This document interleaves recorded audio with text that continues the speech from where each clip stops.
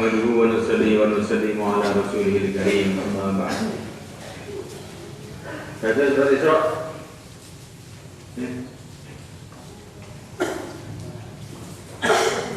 Baca.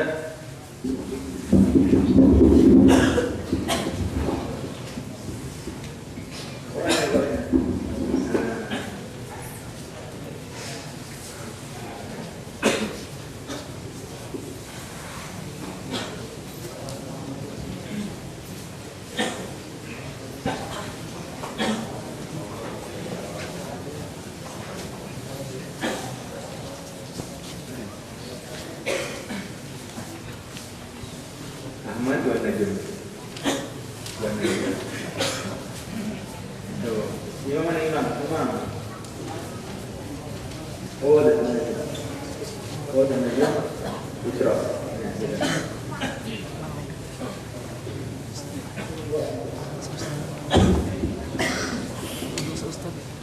Ya.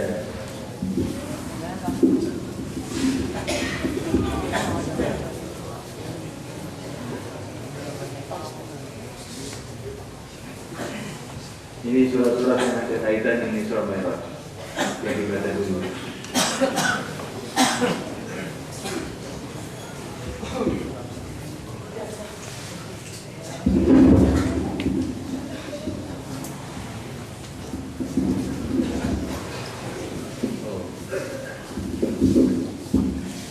Bismillahirrahmanirrahim. وَالنَّجْمِ إِذَا هَوَى مَا ضَلَّ صَاحِبُكُمْ وَمَا غَوَى وَمَا يَنطِقُ عَنِ الْهَوَى إِنْ هُوَ إِلَّا وَحْيٌ يُوحَى عَلَّمَهُ شَدِيدُ الْقُوَى ذُو مِرَّةٍ فَاسْتَوَى وَهُوَ بِالْأُفُقِ الْأَعْلَى ثُمَّ دَنَا فَتَدَلَّى فَكَانَ قَابَ قَوْسَيْنِ أَوْ أَدْنَى فَأَوْحَى إِلَى عَبْدِهِ مَا أَوْحَى مَا كَذَبَ الْفُؤَادُ مَا رَأَىٰ أَفَتُمَارُونَهُ عَلَىٰ مَا يَرَىٰ وَلَقَدْ رَآهُ نَزْلَةً أُخْرَىٰ عِندَ السِّدْرَةِ الْمُنتَهَىٰ عند سدرة المنتهى عندها جنة المأوى. Isra. Anda.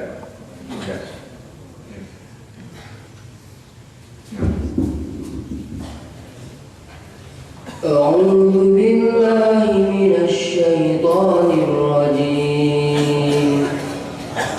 بسم الله الرحمن الرحيم. سبحان الذي أسرى بعبده ليلا من المسجد الحرام إلى المسجد الأقصى الذي باركنا حوله لنريه من آياتنا إنه هو السميع البصير. وآتينا موسى الكتاب وجعلناه هدى لبني إسرائيل ألا تتخذوا من دوني وكيلا ذرية من حملنا مع نوح إنه كان عبدا شكورا.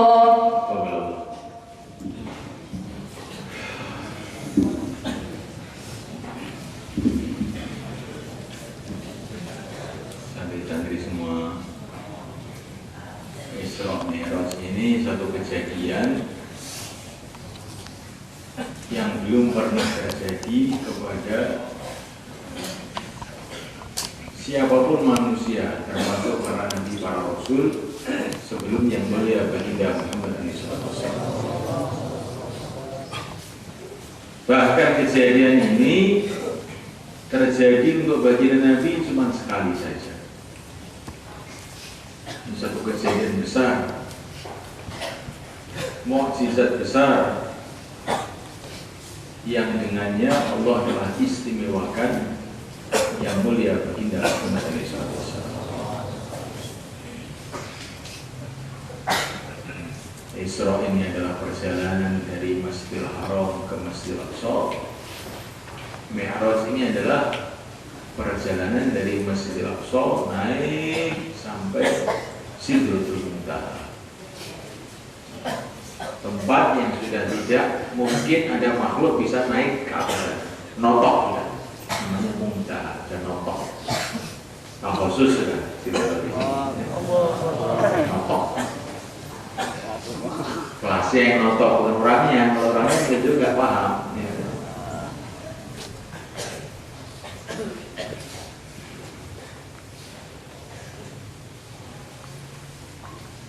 Tetapi sebelum kejadian besar ini saya ceritakan kepada kamu, kamu perlu memahami dan merenungi kronologi tahapan-tahapan terjadinya kejadian itu.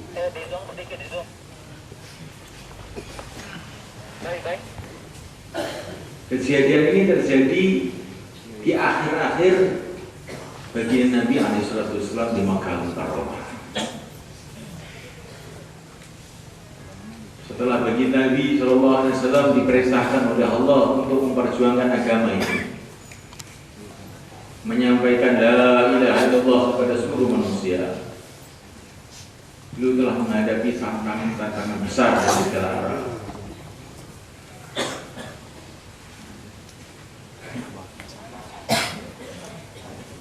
Tiga 13 tahun di Makkah Mukarramah ini penuh dengan tantangan.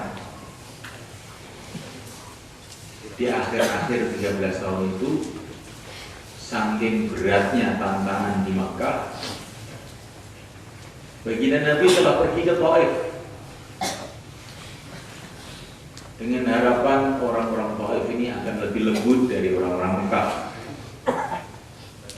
Orang Taif ini juga masih ada hubungan famili juga dengan Rasulullah alaihissalam. Tinggal mereka ada di gunung, udaranya sejuk, tidak seperti di Mekah. Barangkali menurut pandangan sebagian orang ini, orang-orang yang tempatnya di gunung-gunung, tempatnya sejuk, lebih tenang pikirannya, lebih tenang hatinya daripada yang di Makkah yang panas ini. Karena orang itu udaranya panas itu suka marah terus biasanya. Tapi ternyata orang gunung ini tidak jauh juga dari orang Mekah, bahkan lebih keras.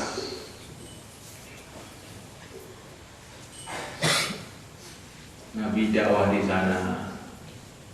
Pertama kali beliau datang ke tokoh-tokoh Taif, seluruhnya menolak. Bahkan mereka menggerakkan wanita-wanita, anak-anak kecil untuk melempari batu Rasulullah SAW.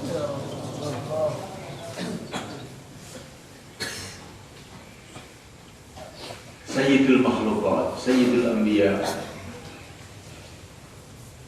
kekasih Allah, dilempari batu.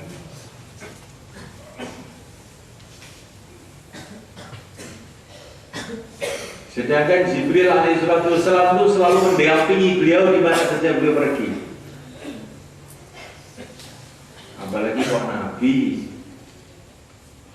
ada seorang sahabat namanya Hasan. Nabi mengatakan Hasan ini didampingi Jibril kemana-mana selagi dia masih membela Nabi Allah.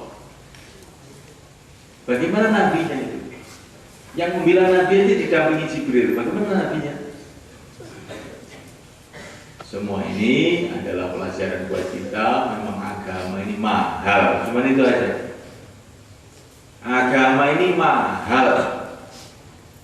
Sehingga Sayyidul Makhlukat pun, Sayyidul Anbiya pun perlu berkorban demikian besar demi untuk agama ini.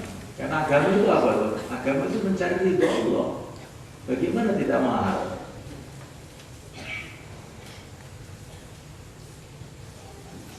Namun Allah SWT sampai Nabi berdoa dengan doa yang sangat-sangat menyentuh hati bagi orang yang membacanya.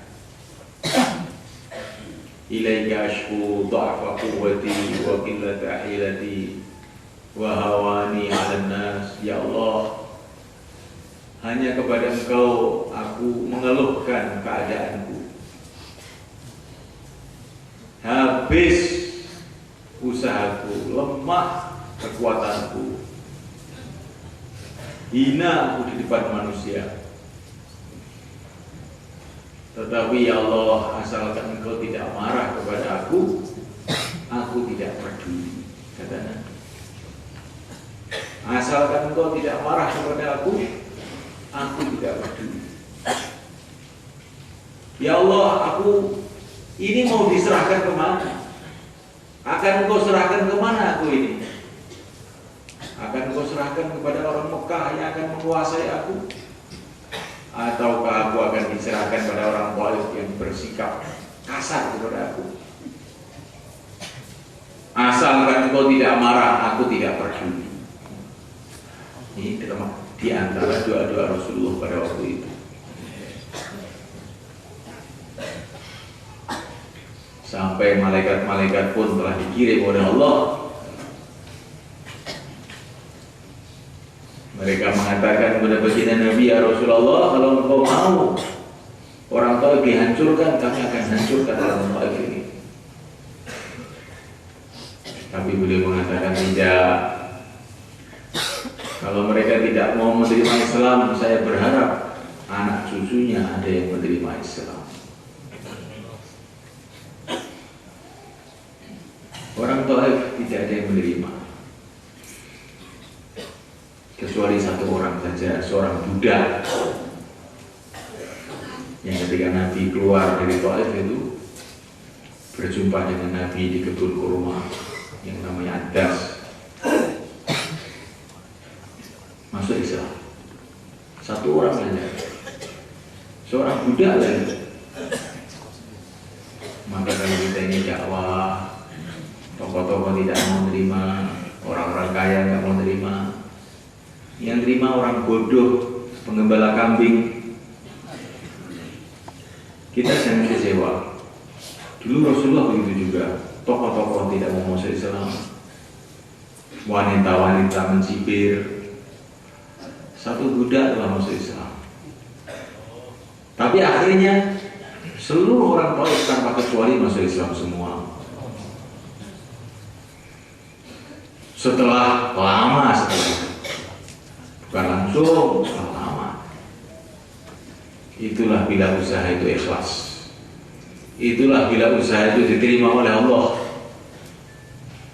Walaupun kelihatannya yang tidak diterima oleh manusia, kalau sudah diterima oleh Allah, satu saat itu akan tumbuh.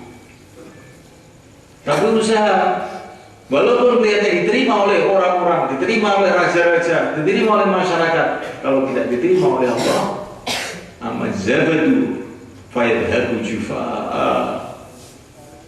Nanti itu seperti buih, tahu tuh hilang, nggak ada gunanya apa-apa. Maka kita dalam usaha agama itu yang kita pikirkan bagaimana usaha kita diterima oleh Allah. Jangan bagaimana usaha kita diterima oleh orang. Rasulullah ditolak di Taif, tapi diterima oleh Allah. Akhirnya semua orang Taif masuk Islam. Bahkan dari Taif itulah keluar dai-dai, pejuang-pejuang, termasuk Muhammad bin Qasim yang mengislamkan Pakistan dan sekitarnya, yang akhirnya merembet-rembet, nular-nular sampai ke Jawa. Kemudian Rasulullah dengan penuh duka, sedih. Dalam beberapa riwayat Rasulullah mengatakan, saya tidak pernah merasakan kepedihan hati melebihi ketika di Taif. Saking sedihnya Rasulullah itu, sampai Rasulullah itu berjalan berkilo-kilometer itu tidak terasa, saking sedihnya itu.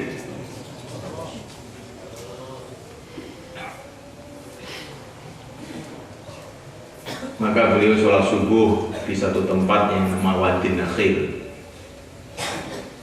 Tidak ada temannya kecuali satu orang saja, Zaid bin Harithah radhiyallahu ta'ala yang menemani beliau mulai berangkat ke Thaif. Di situ Rasulullah mulai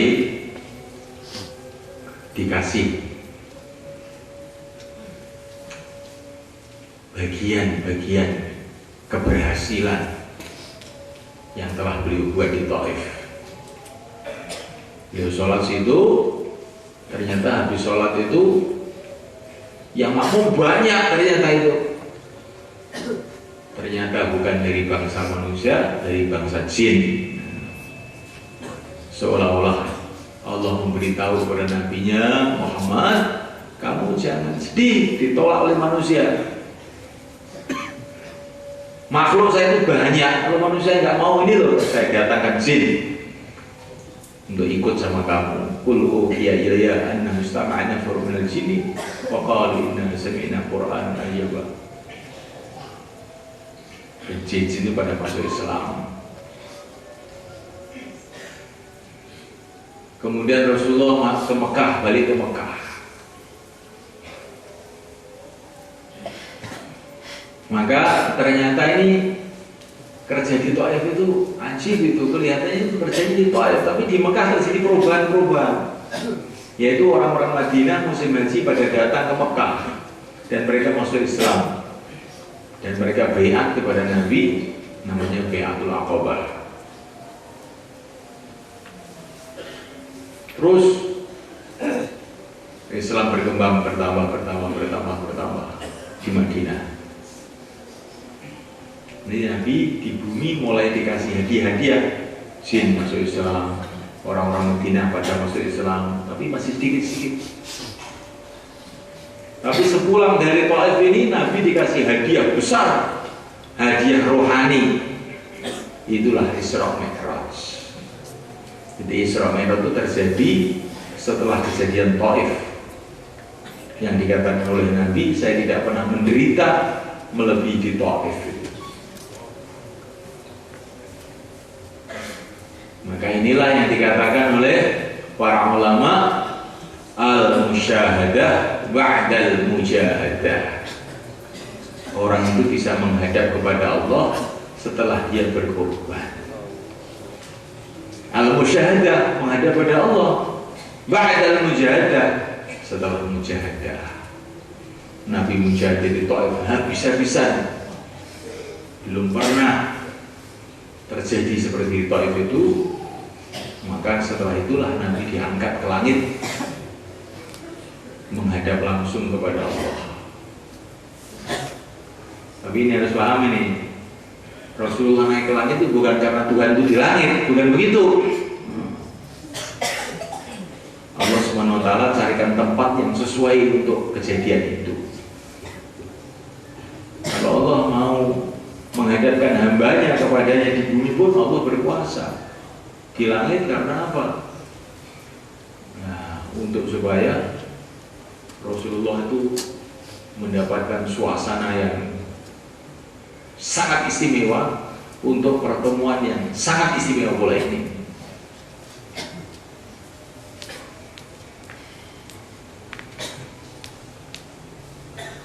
Naik beliau dari Makkah ke Masjidil Aqsa. Beliau di situ sudah melihat macam-macam keadaan. Perjalanan dari Masjidil Haram ke Masjidil Aqsa itu sudah melihat macam-macam itu sebelum naik ke langit. Subhanalladzi asra bi 'abdihi laila minal Masjidil Haram ila Masjidil Aqsa linuriyahu min ayatina. Jadi dalam perjalanan Isra itu Nabi melihat macam-macam hal.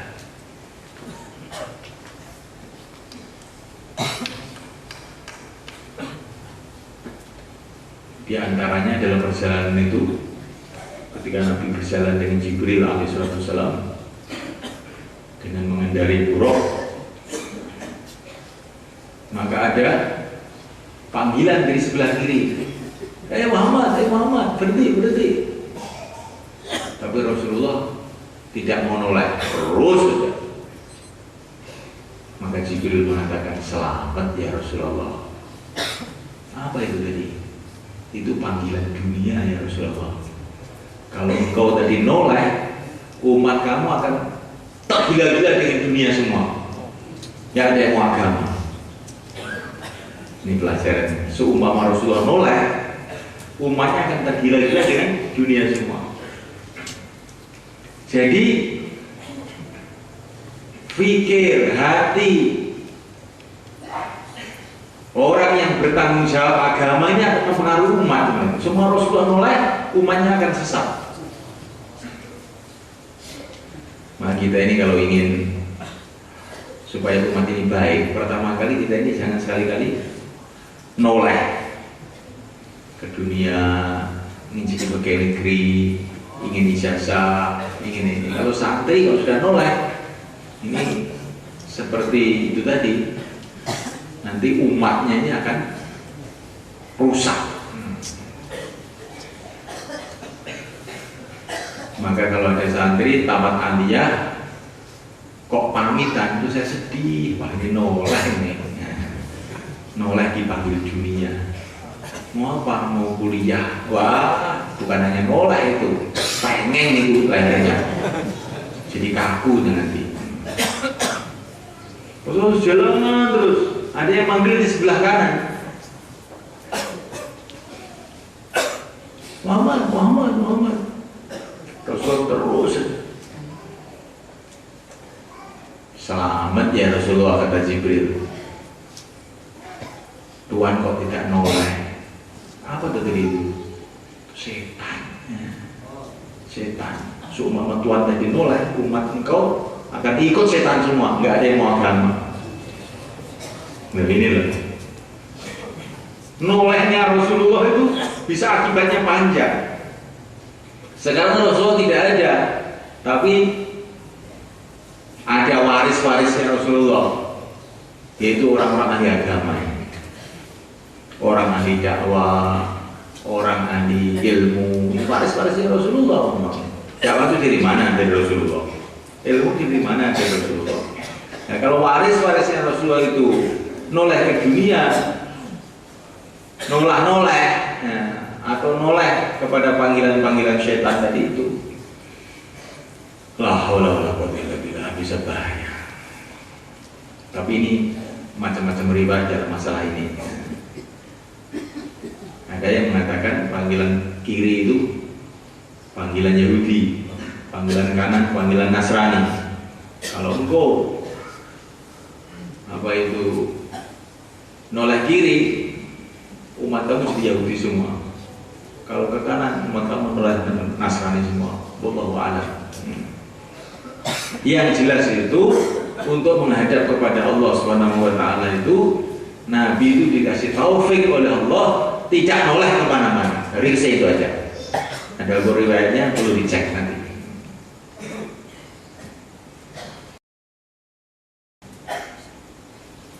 Untuk bisa menghadap kepada Allah, jangan noleh kemana, lurus menghadap kepada Allah. Jangan noleh ke dunia, jangan menoleh bicara-bicara yang syaitan, jangan menoleh kemana-mana. Tawajuh total kepada Allah. Insyaallah malaikat.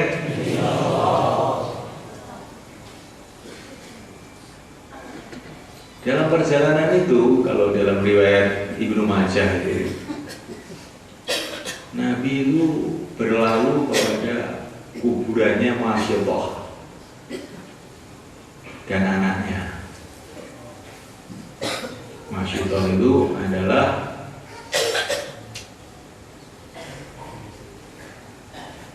wanita yang tugasnya itu menata rambutnya anaknya Fir'aun, dan dia itu orang iman. Tapi akhirnya ketahuan kalau dia itu orang iman, akhirnya dibunuh sama Fir'aun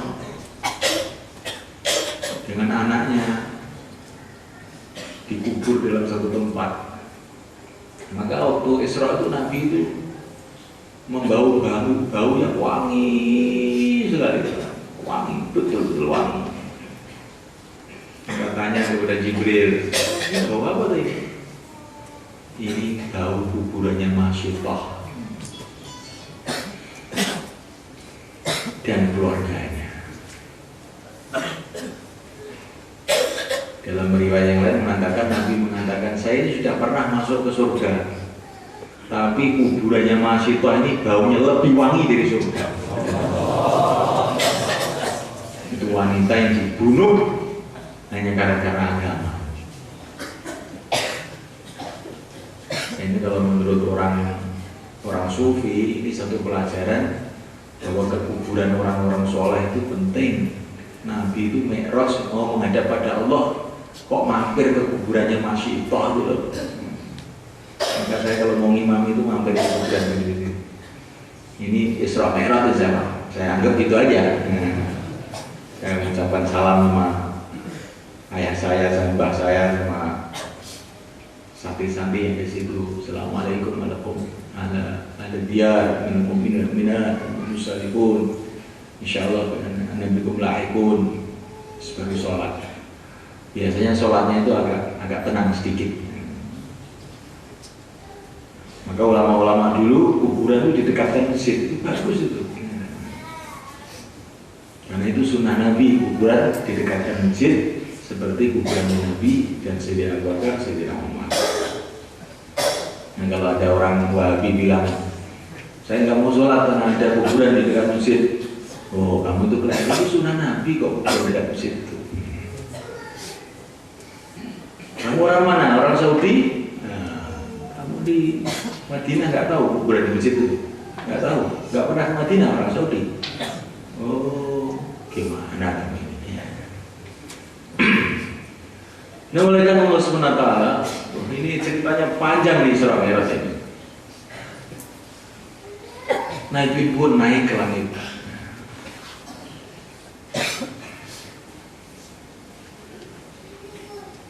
Di sana ada acara. Ini sebagian riwayat, acara ini ketika di langit ada yang mengatakan ketika di Masjidil Aqsa. Acaranya apa? Seluruh arwahnya para nabi dikumpulkan semua, sholat makmum pada yang mulia baginda Muhammad SAW. Jadi di langit sana itu kayak diadakan peresmian, biar seluruh penduduk langit tahu semua,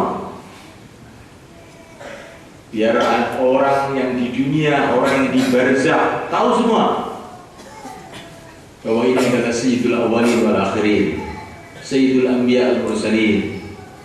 Jibril adzan, Nabi ngimami di situ. Seluruh para nabi makmum di situ. 124.000 nabi. Allahumma sholli wa sallim wa barik alaihi. Ini kamu renungi nih supaya kamu itu tambah cintanya kepada Rasulullah itu.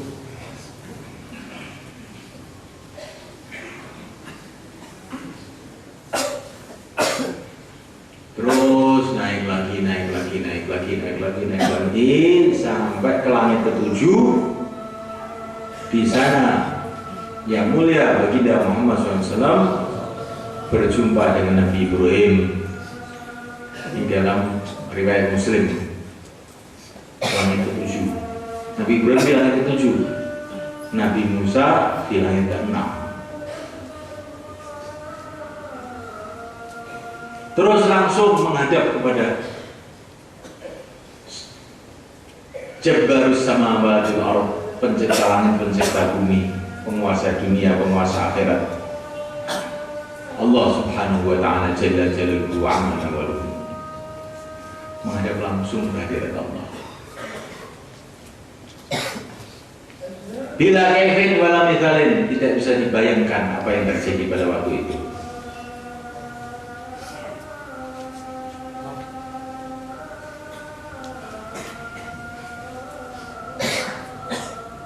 Dalam beberapa riwayat ketika Nabi mau menghadap kepada Allah itu, Jibril tidak ikut. Jibril sampai langit ke-7 berhenti. Maka ditegur sama Rasulullah SAW, Jibril, gak ikut naik.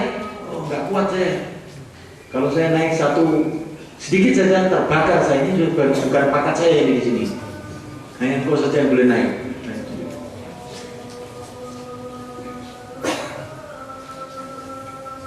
Allahumma salli wa sallim wa barik alaihi.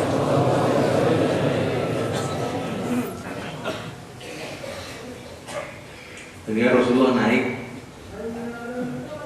sendirian, sehingga Rasulullah itu agak resah. Tempat yang belum pernah dilihat oleh siapa saja makhluk.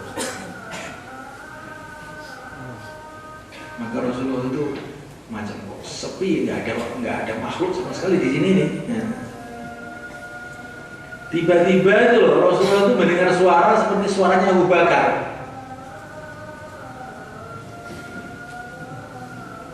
Suara Abu Bakar itu menyuruh kepada Rasulullah, ya Rasulullah tenang, lihatlah, pandanglah Tuhan engkau.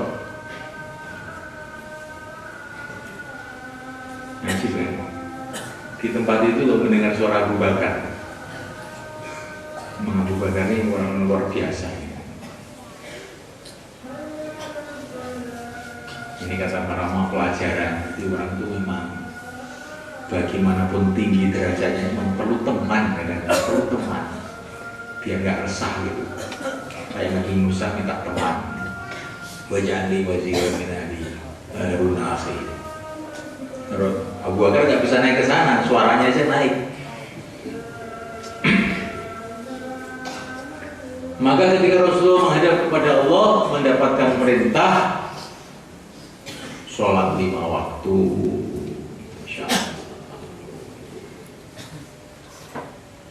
Jadi sholat 5 waktu itu luar biasa ceritanya. Untuk mendapatkan perintah ini Rasulullah itu langsung menghadap kepada Allah, langsung melihat kepada Allah, langsung mendengar firman Allah. Sebelum itu beliau harus mengadakan perjalanan dari Masjidil Haram, Masjidil Aqsa, naik ke langit, bertemu dengan seluruh nabi, seluruh rasul, baru mendapatkan perintah ini. Ini pelajaran buat kita, kata para ulama, bagaimana istimewanya sholat 5 waktu itu.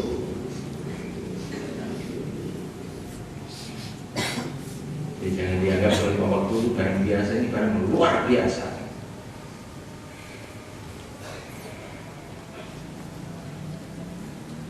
Sudah menjadi sunnatullah, apa saja yang Allah berikan kepada nabinya, itu umatnya dapat bagian.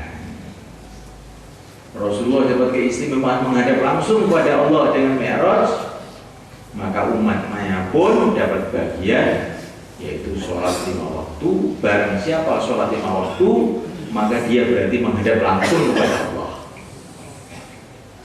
Maka dikatakan dalam satu hadis, as-sholatu qurbanul mu'minin. Sholat itu adalah mendekatnya orang mukmin kepada Allah. Dalam Quran dikatakan wasjud waqtarib, sujud dan dekatkan diri kamu pada Allah. Jadi orang itu kalau sudah sholat itu sudah dekat kepada Allah, kayak Mi'raj. Sedekat-dekatnya hamba kepada Tuhannya adalah waktu sujud. Maka Nabi itu kalau menghadapi masalah apa saja sujud. Udah, kalau sudah sujud selesai masalah.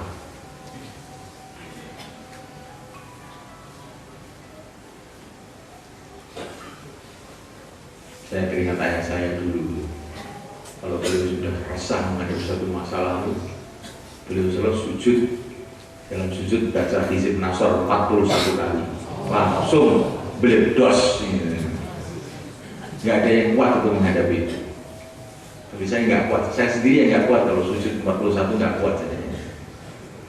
Beliau begitu tuh kalau sudah orang kok merkola gomo terus, wah tak sujudi. Nah, dijambu mente kan.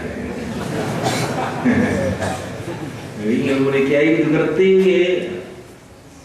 kiai rapat dungo, guys.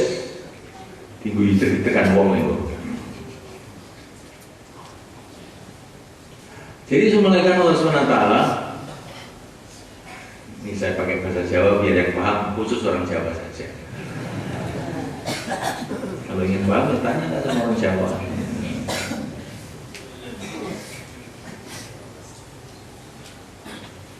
Dimulaikan Allah Ta'ala Isra Mi'raj ceritanya dimulai dari dakwah sampai puncaknya ke tauhid. Sholat itu dimulai dari dakwah, yaitu adzan. Allahu Akbar, Allahu Akbar. Isra Mi'raj dimulai dari dakwah. Maka ini hasilnya Isra Mi'raj yaitu adzan dimulai dakwah juga. Insyaallah mulai kan? Sebelum Nabi ke langit, dadanya dibedah, dicuci dengan air Zam-Zam, kemudian dimasuki iman dan hikmah, iman dan hikmah.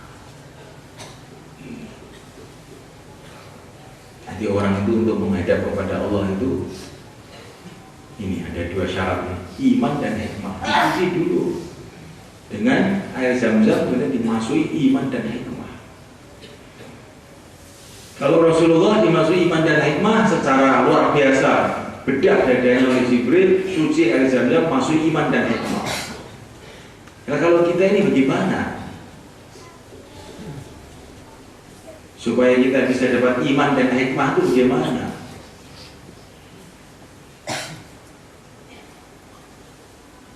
Bagaimana? Ini sudah sering saya katakan, sering saya ceritakan. Untuk mendapatkan iman itu yang memberi Allah. Mintalah kepada Allah. Ya Allah, berikan pada aku iman yang sempurna. Untuk mendapatkan hikmah bagaimana? Yu'til hikmata man yasha' wa man yu'tal hikmata faqad utiya khairan katsira. Hikmah itu juga dari Allah. Kalau kamu ingin hikmah, mintalah kepada Allah. Ini cara pertama. Ada cara kedua.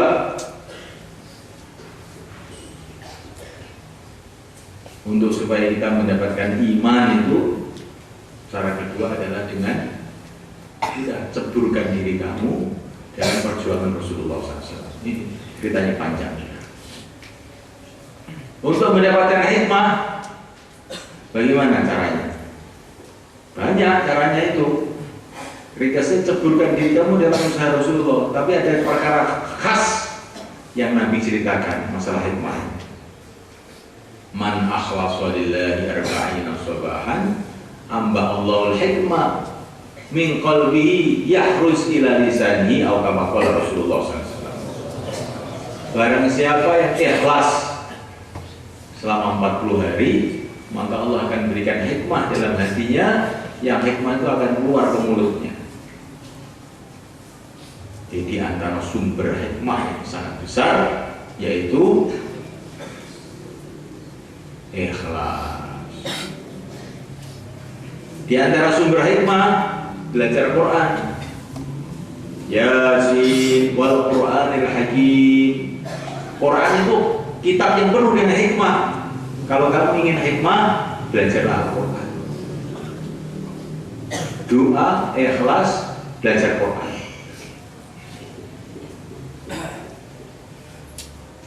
Ini ceritanya panjang. Ini supaya apa? Supaya hati kita ada iman dan hikmah, sehingga layak untuk menghadap pada Allah. Kemudian dalam sholat itu kita disuruh naik sholat. Mulai awal sholat, Allahu Akbar, tundukkan kepala. Ini sudah mulai menghadap pada Allah. Iyyaka na'budu wa iyyaka nasta'in. Sudah menghadap pada Allah ini. Tapi ditingkatkan lagi rukuk supaya ta'zimnya, mengagungkannya kepada Allah lebih tinggi lagi. Rukuk. Setelah itu puncaknya sujud, tambah lagi mengagungkan kepada Allah. Wasjud waqtarib.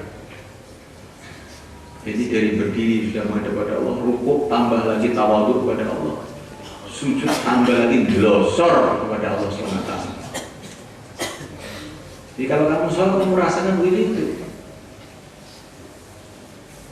Sehingga sholat itu peningkatan seperti mi'raj itu, naik lagi, naik lagi, naik lagi. Pelajaran mi'raj ini pelajaran supaya kita tidak puas, naik lagi, naik lagi, naik lagi, sampai Sidratul Muntaha, sampai menghadap pada Allah. Begitu juga kita umat Rasulullah SAW ini jangan puas.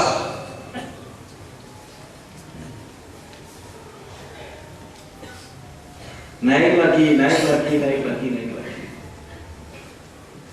Iman juga jangan puas, tetapi kita minta lagi kepada Allah iman yang lebih sempurna lagi, sempurna lagi. Allahumma inni as'aluka imanan kamila. Ilmu jangan puas, naik lagi, naik lagi, naik lagi. Wa qur rabbi zidni ilma. Kalau baru kelas 3 pulang itu namanya seperti mi'raj itu baru langit kedua, ketiga harus turun lagi, nggak bisa jumpa dengan Allah. Begitu juga ngaji kalau nggak khatam tuh, Isra Mi'raj nggak jadi misalnya. Nah, kamu ingin begitu? Kita ingin ikut Rasulullah, terus naik lagi sampai menghadap pada Allah. Insya Allah. Akhlak jangan pula puas. Nabi selalu berdoa, Allahumma hdini li ahsanil akhlaq. Ya Allah, tunjukilah aku sebaik-baiknya akhlak. Iman meningkat, ilmu meningkat, akhlak meningkat.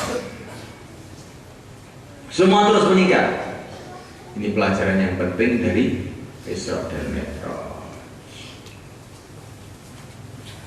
Diringkas saja ini. Setelah Isra dan Mi'raj, Rasulullah menghadap kepada Allah, turun ke bumi lagi. Tidak lama kemudian Nabi hijrah ke Madinah.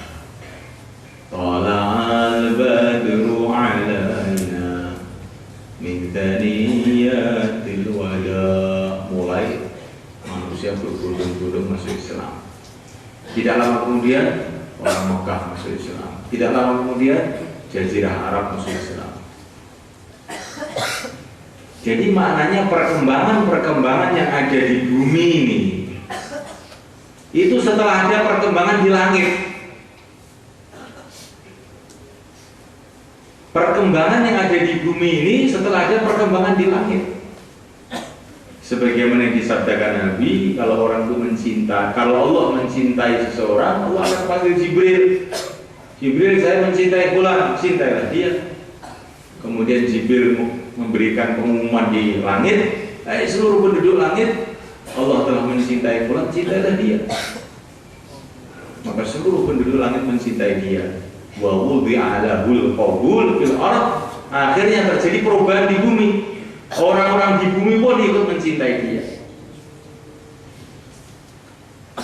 Inilah politiknya orang iman.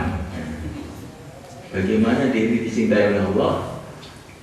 Kalau sudah begitu nanti urusan-urusan bumi ini mudah. Tapi awalnya harus melalui ini tahapan mujahadah. Rasulullah menghadapi masalah-masalah. Dakwah itu pertama kali dibiarin, ada dakwah apa, nggak ada gunanya apa. Lama-lama belum, kok berkembang, marah, orang-orang pada marah. Kalau sudah marah terus dakwah terus dimusuhi, terus dakwah terus diusir terus dakwah terus, akhirnya ikut orang-orang butuh malah ikut, dimusuhi barang kok terus aja, wes tak melu aja, akhirnya gitu. Maka kalau kamu dakwah dibenci orang jangan marah. Ini menunggu pengumuman Jibril di langit jangan. Mungkin belum ada pengumuman karena mungkin dakwahnya tidak tertib atau sudah tertib tapi tidak ikhlas. Atau sudah ikhlas tapi tidak ada iman dan hikmah yang kuat. Di Isra Mi'raj itu pelajaran bagi kita semua. Insyaallah malian. Ya, setelah pelajaran pelajaran Isra Mi'raj yang begitu penting, yaitu dengan kita menghadap kepada Allah dengan sholat itu, apa yang harus mau kita ambil malam ini? Malam ini bagaimana kita jaga sholat kita ini dengan seluruh fardunya, seluruh sunnahnya, seluruh adab-adabnya, seluruh kekhusyuannya. Insyaallah ya. Awal perbaikan dimulai dengan sholat. Sholat ini bukan perkara kecil. Kalau sholat itu betul-betul orang itu menghadap pada Allah, oh selesai semua masalah. Selesai semua masalah. Inilah oleh-oleh daripada Isra dan Mi'raj. Saya kira itu saja.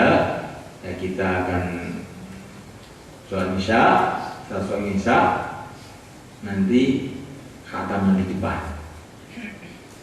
Setelah khataman, ya, doa, setelah doa mahalul qiyam. Disiapkan. Rosigit sudah datang? Rosigit? Ya. Setelah itu terus santri-santri khidmat di kompleknya masing-masing. Tamu-tamu undangan dipersilakan khidmat di rumah depan. Dan selesai khidmat, santri kembali ke bangunan baru itu, ya selawatan 1 jam 2 jam cukup. Paham ya cara malam ini? Ya. Sekarang yang batal dulu kita sholat Isya. Subhanallah.